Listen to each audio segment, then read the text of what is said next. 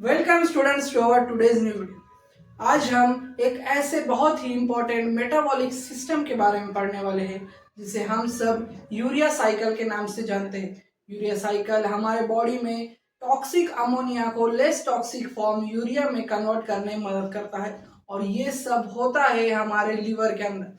Liver के mitochondria और cytosol के अंदर पूरा यूरिया साइकिल का प्ले होता है और यूरिया साइकिल के अंदर अलग अलग इंटरमीडिएट एंजाइम्स और इंटरमीडिएट केमिकल जनरेट होते हैं और यही केमिकल जाकर टीसीए में और अलग अलग मेटाबॉलिक पाथवे के अंदर इन्वॉल्व होते हैं और फिर उनसे एनर्जी जनरेट होती है। पर यूरिया और अमोनिया बहुत ही इंटरलिंक्ड केमिकल्स है। दोनों के स्ट्रक्चर अलग है पर इनके कन्वर्जन बहुत ही इंपॉर्टेंट होता है क्योंकि अमोनिया अगर सेल के अंदर जमा होना चाहे और ये जमा होते रहे तो हमारे सेल की टॉक्सिसिटी बढ़ती है और इस वजह से सेल की फंक्शनिंग हैम्पर होती है और सेल का प्रॉपर नरिशमेंट हैम्पर होता है और टॉक्सिक अमोनिया के वजह से सेल लाइसिस होता है और कई सारे सेल रिलेटेड फंक्शनलिटी डिसऑर्डर होते हैं। तो स्टूडेंट्स अमोनिया एक्यूमुलेशन को रोकने के लिए यूरिया साइकिल हमारे सेल्स के अंदर कंटिन्यूअसली प्ले होता रहता है और इस यूरिया साइकिल के अंदर बहुत सारे प्रोसेसेस इन्वॉल्व है। तो स्टूडेंट्स यूरिया साइकिल क्या है और कैसे ये प्ले होता है और कैसे ये कंटिन्यूअसली फंक्शनिंग में होता है, ये सब हम आज देखने वाले हैं। तो चलो देर ना करते हुए स्टार्ट करते हैं यूरिया साइकिल। तो स्टूडेंट्स यूरिया साइकिल इसे नाम दिया गया है क्योंकि इसका जो इंटरमीडिएट है यानी इसका जो आउटपुट है, इसका जो एंड प्रोडक्ट है वो यूरिया है। तो स्टूडेंट्स यूरिया साइकिल पढ़ने के पहले हम समझ लेते हैं कि अमोनिया हमारे सेल के अंदर क्यों जनरेट हो रहा है। क्योंकि स्टूडेंट्स हमारे बॉडी के अंदर, हमारे सेल्स के अंदर प्रोटीन का सिंथेसिस होता है, अमीनो एसिड का सिंथेसिस होता है, न्यूक्लिक एसिड का सिंथेसिस होता है और इन सब सिंथेसिस के अंदर प्रोटीन का ब्रेकडाउन होता है, न्यूक्लिक एसिड का ब्रेकडाउन होता है और इन सब ब्रेकडाउन का एक ही प्रोडक्ट जनरेट होता है, वो है NH4 यानी अमोनिया। और अमोनिया सेल के लिए बहुत ही टॉक्सिक है और हमारी किडनी के लिए भी टॉक्सिक है क्योंकि स्टूडेंट्स डायरेक्टली अगर हमारी किडनी अमोनिया को प्रोसेस करने लगेगी तो किडनी फेल हो सकती है। तो इसलिए अमोनिया को कन्वर्ट किया जाता है लेस टॉक्सिक यूरिया फॉर्म के अंदर जिसे हमारी किडनी इजीली एक्सक्रीशन के थ्रू बाहर निकाल सके। तो इसलिए यूरिया को जनरेट किया जाता है हमारे बॉडी के सेल्स के थ्रू और फिर उस यूरिया को यूरिन में कन्वर्ट कर बाहर एक्सक्रीट किया जाता है। तो स्टूडेंट्स चलो स्टार्ट करते हैं यूरिया साइकिल। तो स्टूडेंट यूरिया साइकिल का सबसे मेन कंपोनेंट है अमोनिया जो बना है कई सारे प्रोटीन न्यूक्लिक एसिड के ब्रेकडाउन की वजह से सेल में अक्यूमुलेट हो रहा है और पूरा यूरिया साइकिल प्ले हो रहा है स्टूडेंट्स लीवर के अंदर। और लीवर के अंदर माइटोकॉन्ड्रिया सेल के अंदर आधा यूरिया साइकिल प्ले होता है और आधा यूरिया साइकिल हेपेटोसाइट के साइटोसोल के अंदर प्ले होता है। तो स्टूडेंट हेपेटोसाइट के माइटोकॉन्ड्रिया में आधा हो रहा है और आधा हेपेटोसाइट के साइटोसोल के अंदर। तो स्टूडेंट सबसे पहले हमें लगेगा अमोनिया जिसका हमें ब्रेक डाउन करना है यूरिया के अंदर। तो और उसके साथ लगता है बाइकार्बोनेट, एक कंपोनेंट बहुत ही इजी केमिकल जो हमारे सेल के पास प्रेजेंट होता है। और सबसे पहले हम हमारा जो यूरिया अमोनिया है उसे कन्वर्ट करेंगे लेस टॉक्सिक सब्सटेंस के अंदर जो है कार्बोमिल फॉस्फेट और वहां एंजाइम इन्वॉल्व होता है CPS1 जो है कार्बोमिल 1।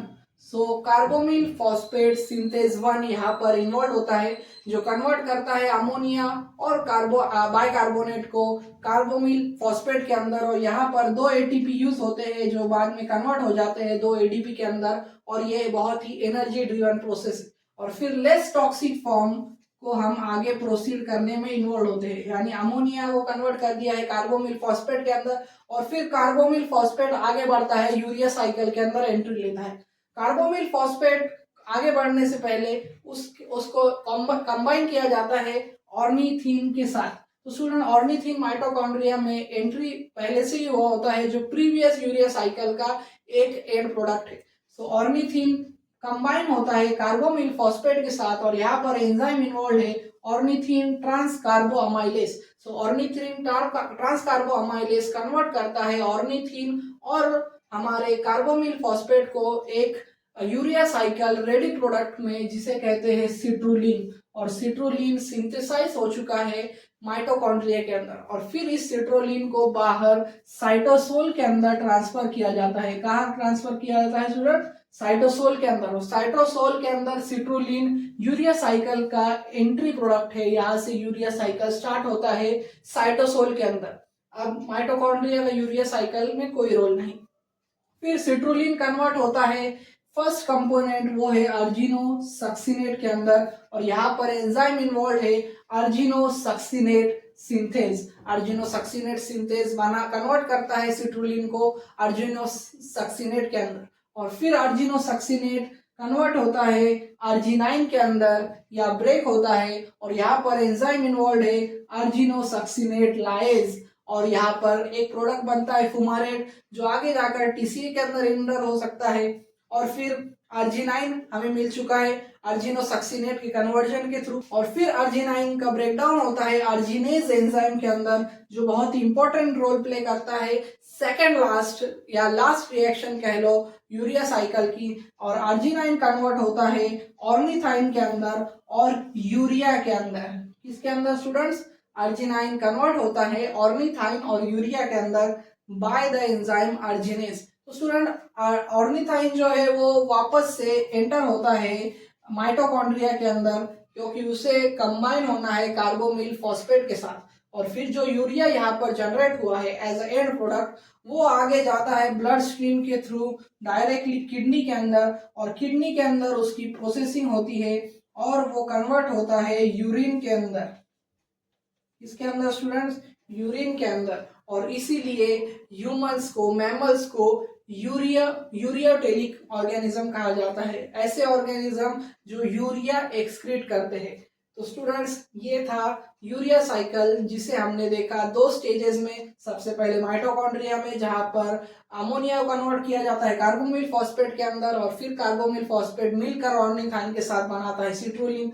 सिट्रुलिन कन्वर्ट होता है अर्जिनो सक्सिनेट के अंदर, अर्जिनो सक्सिनेट कन्वर्ट होता है अर्जिनाइन के अंदर, और अर्जिनाइन अर्जिनेज एंजाइम के प्रेजेंस के अंदर कन्वर्ट होता है ऑर्निथाइन और यूरिया के अंदर। यूरिया आगे जाकर ब्लड स्ट्रीम के थ्रू किडनी में जाता है जहां पर उसकी प्रोसेसिंग होती है, और फिर वो यूरिन के अंदर कन्वर्ट होता है, और इसीलिए ह्यूमंस को, मैमल्स को यूरियोटेलिक ऑर्गेनिज्म कहा जाता है। और फिर बचा हुआ ऑर्निथाइन वापस से माइटोकॉन्ड्रिया के अंदर जाता है ताकि वो नेक्स्ट कार्बोमिल फॉस्फेट के साथ बाइंड हो सके और कंटिन्यूअसली यूरिया साइकिल प्ले होता रहता है। तो स्टूडेंट यूरिया साइकिल यानी यूरिया साइकिल की लोकेशन है लीवर, लीवर के हेपेटोसाइट सेल, आधा प्रोसेस लीवर के हेपेटोसाइट के माइटोकॉन्ड्रिया में होता है और आधा साइटोसोल के अंदर होता है, और फिर वहां से यूरिया पूरे बॉडी के ब्लड स्ट्रीम के थ्रू किडनी में आता है और वहां पर उसकी प्रोसेसिंग होती है। तो स्टूडेंट्स हमने देखा यूरिया साइकिल बहुत ही इंपॉर्टेंट और सबसे इजी स्टेप्स के अंदर हमने समझा